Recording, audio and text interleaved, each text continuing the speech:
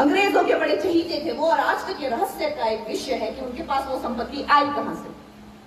उनके फिर पुत्र हुए जवाहरलाल नेहरू, वो क्यों प्रधानमंत्री बने किसी को पता नहीं, क्योंकि वोटिंग तो सारी वल्लभ भाई पटेल के नाम पर हुई थी। परिवारवाद की दीमक तब से इस देश में लग गई थी दोस्तों।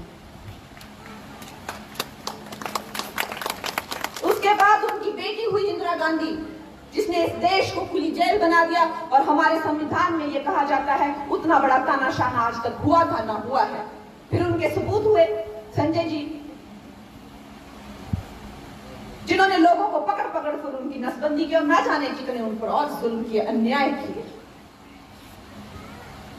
फिर उनके बेटे राजीव गांधी हुए, जिनके छोटे से कार्यकाल में उन्होंने ना जाने कितनी कंट्रोवर्सियां कर दी।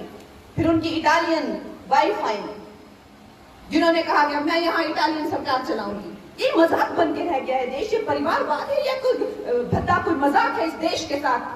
जिसका मन करता है वही यहाँ पे आकर अपना खेल शुरू करता है।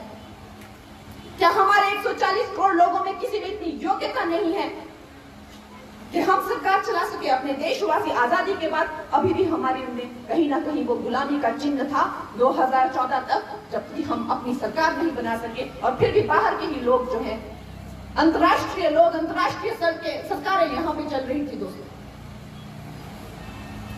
और वही बिगड़े हुए उनके शहजादे, अब उनका भी वही दिखता है। आते हैं, भाषण करते हैं, कहते हैं मैं चांद पर आलू उगाऊंगा। आते हैं, बात करते हैं और एकदम से ब्लैंक हो जाते हैं।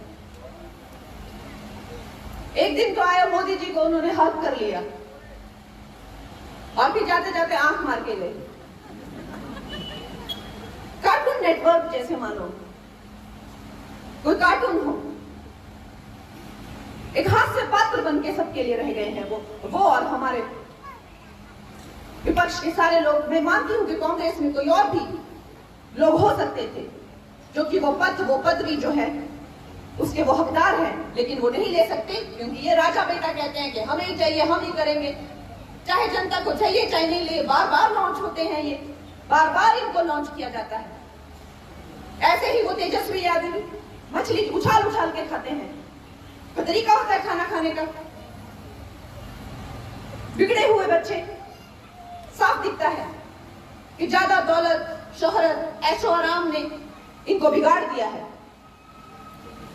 और एक ऐसे ही छोटे शहजादे यहां पर हैं जो मुझे कहते हैं कि ये अपवित्र है। क्यों? तो आपका कोई अपोनेंट होना ही नहीं चाहिए। आप लोकतंत्र में भी ऐसा चाहते हैं कि आपके समक्ष कोई आए ना। ये कैसा लोकतंत्र होगा दोस्तों कि कोई आपके समक्ष आए ना?